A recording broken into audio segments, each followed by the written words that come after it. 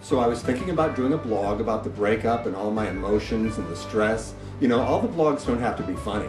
This one could... What? So you think your blog is funny? Yes, I do.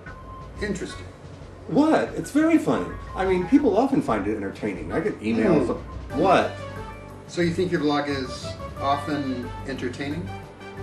Yes, it's very popular. I get emails all the time. You believe it's popular? What the hell are you talking about? What are you writing? Give me that. No. Give me that.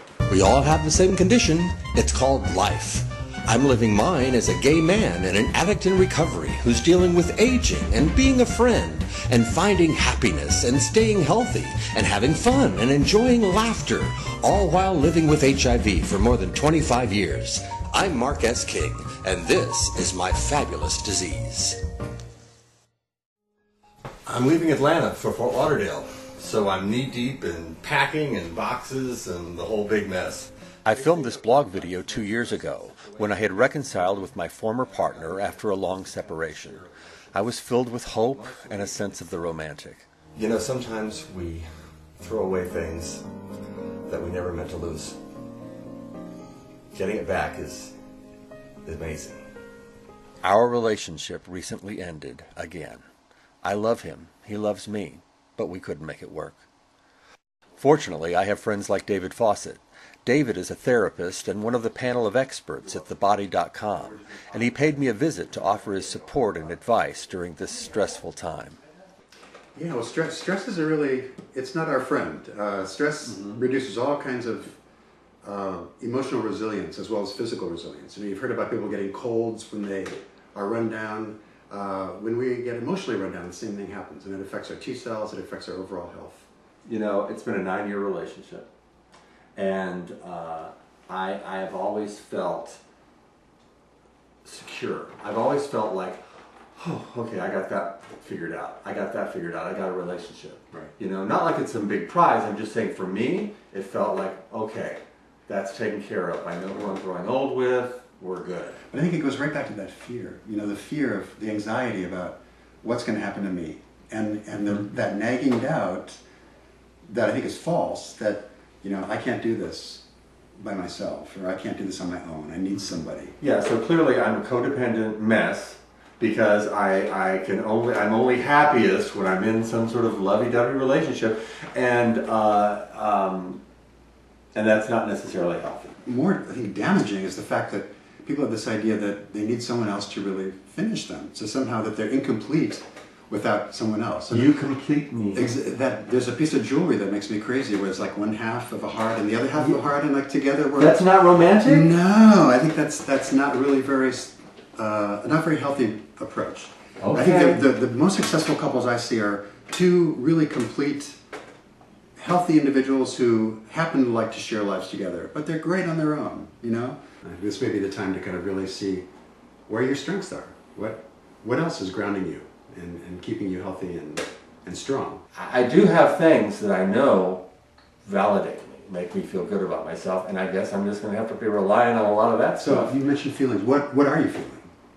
What's the primary feeling here? It's not all rational, but I'm afraid that my last best chance is gone for that sort of long-term relationship. I'm afraid of being alone. I'm afraid of dating again.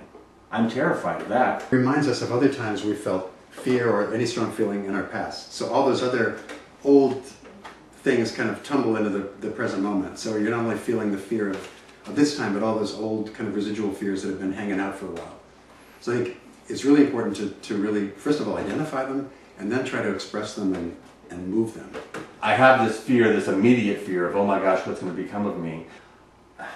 I don't have a great track record being by myself. Right. You know, and that's the truth. You're at high risk. You're at high risk for going out and finding somebody else really quickly. And really... Okay, you want to know something? I've already signed up for one of the dating sites. Okay. Not one of the dirty ones. I just kind of had fun writing my profile. Like, what will my profile say? I'm like, you've been broken up for 2 weeks, and you're trying to decide what your profile will say on the dating sites. Easy. You don't get so it's not pathetic. But it's ridiculous. It's a natural instinct. I think people go, that's where they find that security. So I think we want to fill that void sometimes and make ourselves complete, with another person. That's such a mistake. It's a state of being I love being in. Right. And there's nothing wrong with really enjoying that. But I think you want to make sure that you're not totally dependent on that to really believe that you're lovable and that you have some value and worth as a person. Loving myself. Why am I 50 years old and I'm still trying to figure out how to love myself? Just the way you are. Why? It sounds like such a cliche, but it's really true. I thought this blog would all be about, helping me get back into the dating scene. And how do I disclose to my potential partners and all that, all those things which are clearly 5 or 10 steps down the road from why don't I just spend my time processing where I'm sitting right now? You know what I mean? Many times I'll see somebody come to my office and they have gone through a breakup, and instead of really processing it and seeing what happened, they go out and find another relationship right away, and the same thing happens. And this, over and over, this kind of cycle of finding the same kinds of relationships with the same problems and the same endings. I wrote this blog posting last week. It was just a written article about the breakup, and I got this email from somebody, just some guy that reads the blog, and he says, I'm so relieved to read this article and you talking about something real, because you kind of pissed me off because you're always so happy. I know I use humor as a defense, as a protection, as a way of coping, right. But I don't mean for that to mean that I don't feel more complex emotions or things that are sad. Mm-hmm. I just don't know how to express those as well. I think humor is great, but I would certainly balance it out with getting in touch with what else is going on. Fear, sadness, there's a lot of stuff there. I don't want to be funny, and yes, I feel like that's what I have to do. It's exhausting. These situations go to these core beliefs that we hold about ourselves that we're sometimes not even aware of. Core beliefs like, I'm only lovable if I can entertain people. I admire people who, when they're in a bad mood, you know it.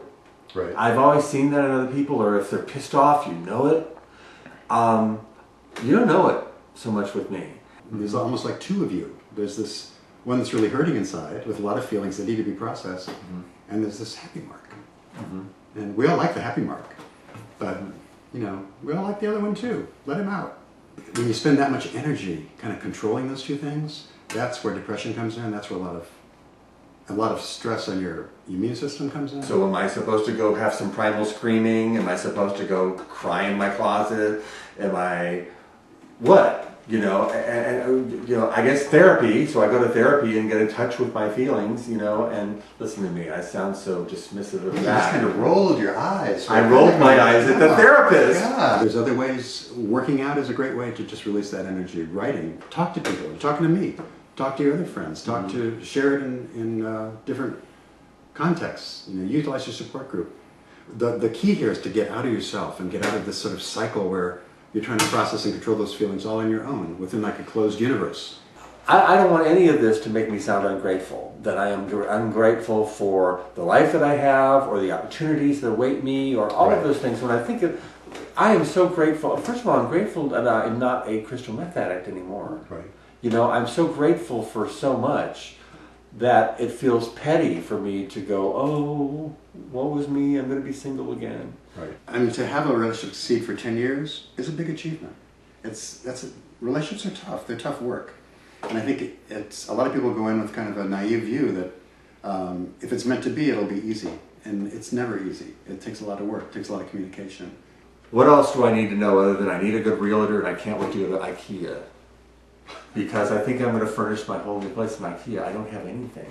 I think what I would throw into that mix is just the notion of being really gentle with yourself right now and not trying to rush this process. I mean, in a way, any kind of grieving process, and that's what you're going through, is a process. It doesn't go from A to B to C to D, and then you're done, you're ready to go. You're going to kind of bounce around with feelings and just be gentle with yourself, be patient. Thank you, David. Thank you. I appreciate it. Love you. I love you.